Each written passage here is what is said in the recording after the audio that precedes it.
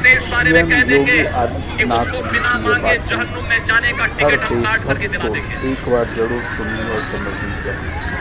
आप भी सुनिए, पूरी कितना तरह पर्याप्त सुनिए, होगा उसके लिए। समझिए ये क्या कहना यह चाह रहे अराजकता हैं। स्वीकार्य हर नहीं। सनातनियों के लिए ये विकास में हर व्यक्ति की भागीदारी जब सुनिश्चित की गई है, गांव गांव का विकास हो रहा है, कल्याणकारी योजनाओं में बिना भेदभाव के शासन की योजना का लाभ उपलब्ध करवाया जा रहा है, बिना भेदभाव के युवाओं को नौकरी और रोजगार उपलब्ध करवाया जा रहा है, तो फिर यह अराजकता कैसे?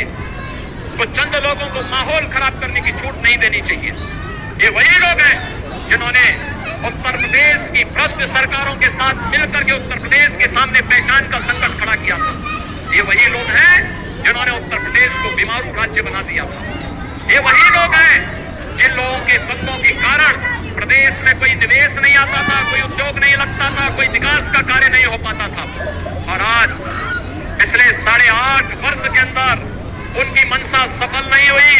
अब नए नए तौर तरीके अपनाने का कार्य कर रहे हैं, लेकिन याद रखना होगा वे जितना सोचते हैं उससे ज्यादा हमारी पहले से तैयारी रहती है। और जब भी दुस्साहस करेंगे ऐसे ही पिटोगे जैसे बरेली के अंदर पीटे गए हो। और जिसने भी कानून को हाथ में लेने का प्रयास किया, जो भी राह चलते हुए राहगीर पर हमला करेगा, जो भी बेटी की सुरक्षा पे सेंध लगाने का कार्य करेगा, और जो भी व्यापारिक प्रतिष्ठानों में आगजनी करने का दुस्साहस करेगा, जो भी पर्व और त्योहारों में उपद्रव करेगा, उसको हम पहले से इस बारे में कह देंगे कि उसको बिना मांगे जहन्नुम में जाने का टिकट हम काट करके दिला देंगे। करके इस धरती को राक्षस विहीन करूंगा। ये राक्षस विहीन करने का मतलब उन उपद्रवी तत्वों को जो हमारी राष्ट्र की सुरक्षा में सेंध लगा रहे हैं, इनसे अपने राष्ट्र को मुक्ति दिलाऊंगा। यह संकल्प राम राज्य की आधारशिला बनी थी। चाणक्य ने एक बात कही थी कि कोई भी राष्ट्र बाह्य रूप से असुरक्षित और आंतरिक रूप से उसमें अगर उपद्रव हो तो राष्ट्र अराजक कहलाता है, और अराजक राष्ट्र बहुत शीघ्र समाप्त हो जाता है। यानी अराजक राष्ट्र की स्थिति वैसे ही होती है जैसे आज आप पाकिस्तान की स्थिति देखते हो। पूरी तरह अंदर से खोखला हो चुका है, अस्त व्यस्त हो चुका है।